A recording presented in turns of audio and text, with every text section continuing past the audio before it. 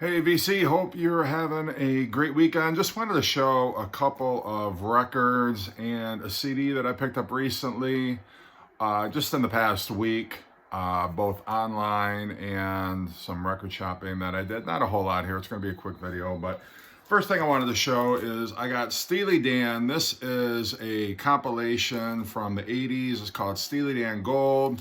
It's a greatest hits by some stretch.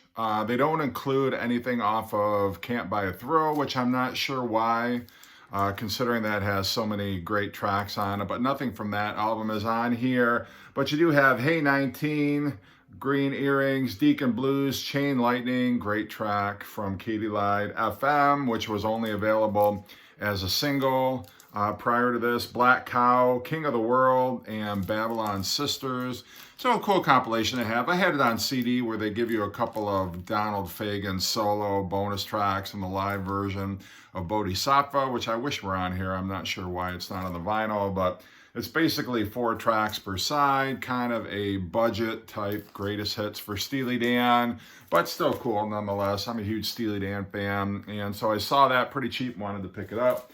Next one I got is, this is Alison, Krauss, and Robert Plant. Great, great album produced by the fantastic T-Bone Burnett.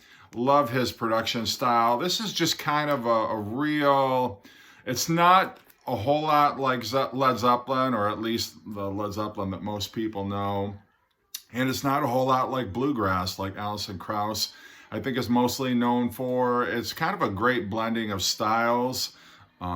Tends to be, if you know anything about T-Bone Burnett and his production style, it tends to be a little bit lo-fi, but also definitely, very Americana, folksy, just kind of stripped down. There's not like a whole lot of, it's not really raging guitars or anything like you would associate with Robert Plant. It's more, I don't know what you would call it, but it's definitely a cool album. Their voices blend very well together. I hope they do more projects in the future because this album is just fantastic. It's a double album here. You got 4 sides of songs, but basically there are 13 tracks on here, and just great. It's kind of all over the map. Some of it's a little bluesy, some of it's a little more folk pop, as it were, but I really dig it a lot and glad I was able to pick that up. Speaking of Robert Plant, I picked up this Led Zeppelin bootleg. It's Dazed and Confused, which are some 1969 BBC sessions. You got a lot of stuff from the first 2 records here. You Shook Me, I Can't Quit You Baby, Dazed and Confused, Communication Breakdown, The Girl I Love, Something Else. I think most of this is probably on the BBC CD collection that I have. What Is and What Should Never Be, Communication Breakdown, Traveling Riverside Blues, and a Whole Lot of Love. So it's pretty cool. The sound is great on here, so I'm glad to have grabbed that one. Also got, this is an anniversary repress of the band's second album. Nobody really talks about Robbie Robertson, or his name doesn't come up in conversations about great songwriters. He was really kind of the hidden talent behind the band. You had Richard Manuel, who was obviously a brilliant singer and songwriter. You had Levon Helm, who sang some of the band's biggest hits. You had Rick Danko, who is a great bass guitarist, but also plays violin and trombone on here. Garth Hudson, who was just a brilliant is still a brilliant multi-instrumentalist. On here, he plays organ, clavinet, piano, accordion, soprano, tenor, and baritone sax, and slide trumpet. Just an amazingly talented band. And this song, or this album, I should say, really is a great compliment. If you like songs from Big Pink, this album is just fantastic. It's very, very much inspirational to Eric Clapton, George Harrison, Bob Dylan. Obviously, that inspiration went both ways. They were really great inspirations to each other. But you've got The Night They Drove Old Dixie Down is on here, Up on Cripple Creek, Whispering Pines, which is one of Richard Manuel's most emotional vocals.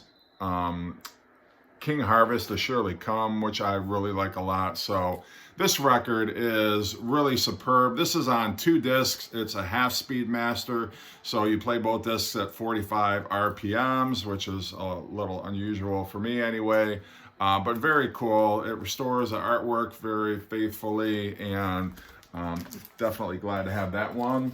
And then this one I picked up, and I just really, this is not an album that I had heard until recently, and it really blew me away. I mean, I knew people thought very highly of this album. It's considered one of the greatest albums of the psychedelic era and the late 60s, but I was not prepared for how brilliant an album this is. You've got harmonies that sound very much like something Brian Wilson would have come up with, just gorgeous harmonies. You've got multi-layered instruments.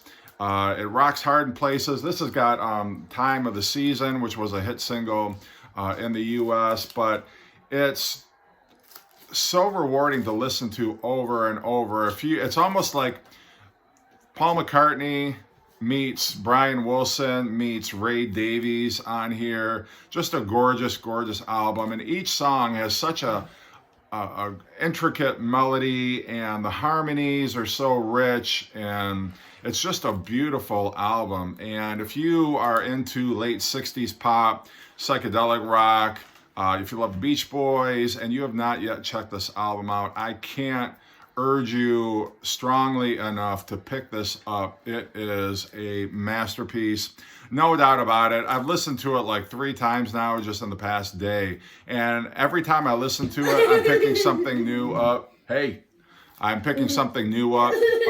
So it's just fantastic. And again, do yourself a favor and grab that one. And lastly, this is a CD that I picked up, and this is the 25th anniversary edition of one of my favorite Deep Purple albums, Fireball. This has the original album remastered. It's got 96 from 1996 when this came out, remixes of Strange Kind of Woman.